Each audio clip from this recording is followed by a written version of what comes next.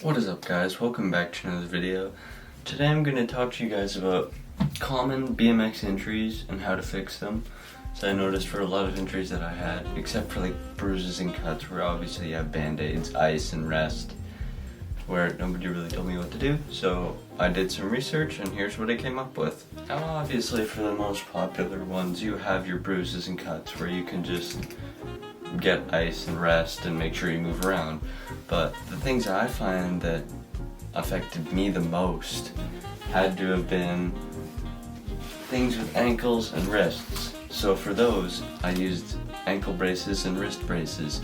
The only thing you have to be careful about is, like for me, my wrist is bugging me right now, so I'm probably gonna put this on when I ride, except you don't wanna wear braces for too long, because the more you wear them all the time, it's gonna train your tendons in your hand to be like, oh yeah, we're not getting used, so we aren't gonna grow stronger, we're gonna get weaker to save energy. So then you end up losing that strength, so when you go to take it off, you damage it even more.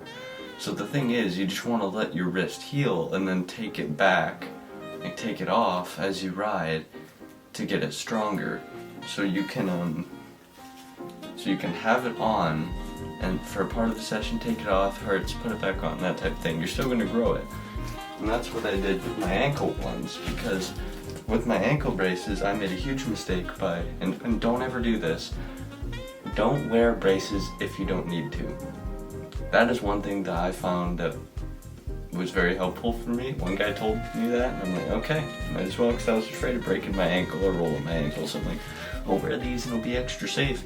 It made my ankles weaker, it made my Achilles heel weaker, and we're going to get into how to make those things better. So first off, for the wrist, get a paper cup, fill it with water, and freeze it. Cut the top off of it so then you can rub it on. And for tendons, fibers always move this way, right? So that means before you ice, you want to rub back and forth. So say the tendons are going this way across my wrist, I'm going to want to rub sideways for like 2 minutes before I go and do that. And that's very helpful. So the more you go and do that, the easier it is for inflammation to go away, because inflammation is heat. The more area that cold can get in, the more inflammation that is going to go away. And that's the same for all the other types of things. And only ice when things hurt. You really don't need to do it otherwise. Another beautiful thing to stop inflammation in your tendons and bruises and cuts is this right here. This is called arnica, and you can find this at any type of like grocery store or drugstore.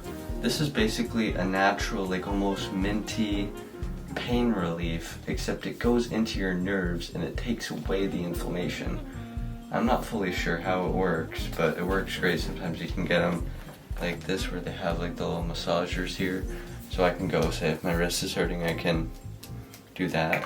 Yeah, it's like a white cream you can rub on. It's super helpful before and after riding. And yeah, honestly I would heavily suggest this. It's spelled A-R-N-I-C-A, arnica. It's a great thing, go check it out. And as you have problems in your tendons and ankles and all that, you want to incorporate exercises, so I'm going to go over a few of those with you guys. And then you can do ankle circles too to help circulate.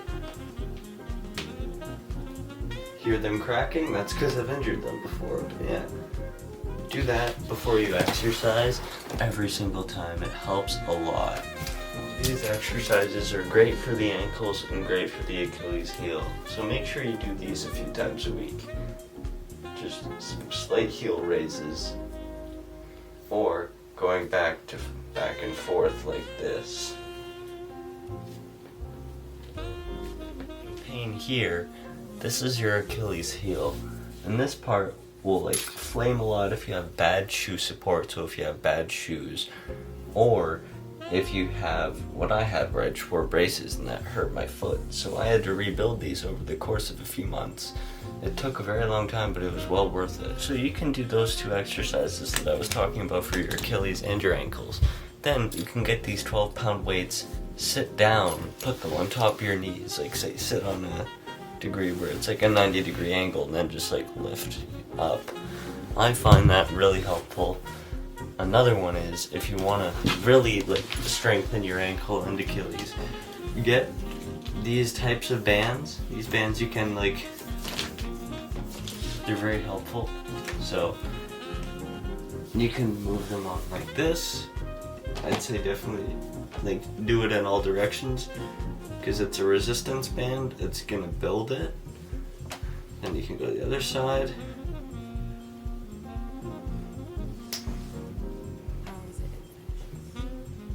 The more you do that, like I'd say do that in like sets of 3, 10 times each set in each direction. It's really awesome. And then some good stretches for your ankles. Some good stretches for your ankles are the ankle circles that I talked about, but also doing calf stretches. So if you can do this,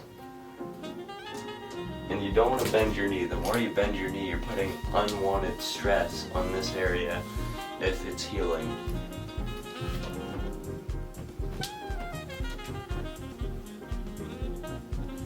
And you can repeat that for both legs. Now we're on to the wrist exercises. So you can, if you don't have any type of thing like a bed or like a table, you can just kind of rest your arm on. That's good. You can just use your knee. Alright, so you want to start off by kind of doing this, stretching out your wrist a little bit. Don't go too hard because that could hurt it. And then go the other way for a bit. And then repeat that until it feels good. Another stretch you can do is this. Opposite one.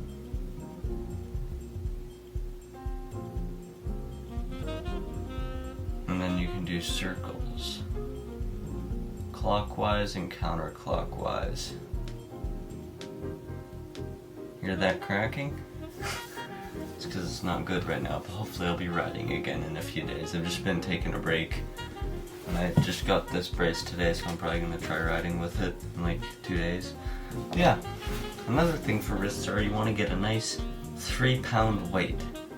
They aren't very heavy, you can move them around, they won't really hurt you. But you want to practice these exercises with your wrist.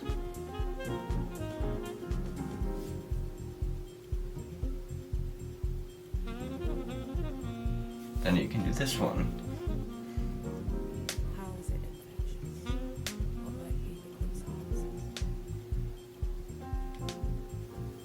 Then you can also do this.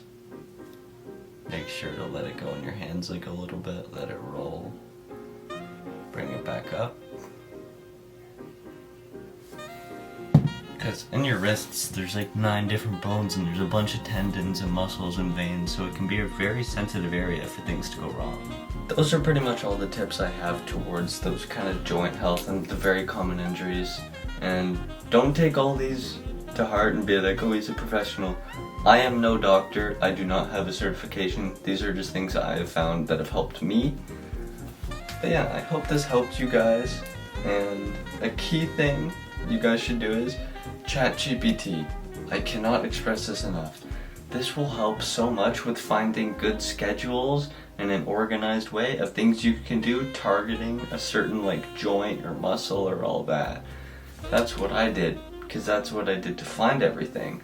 To find all the information and be like, okay, I do this, and then you start working at it. Usually it's like 3-4 days a week you're going to be exercising that one thing. Like you could be working out your ankles every week. I know a lot of people like, well, you're working out your ankles, you should be working out like biceps and chest and all that. You can do that too. Get you stronger for like doing big tricks. But joint health and BMX is really helpful.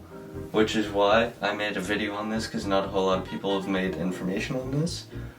I hope you guys enjoyed this video. I hope you guys found it helpful towards finding schedules, like moving everything around so it doesn't hurt. Your tendons feel better, your ankles feel better, your joints feel better, because then you'll be good to go to ride. And yeah, have yourselves an amazing day.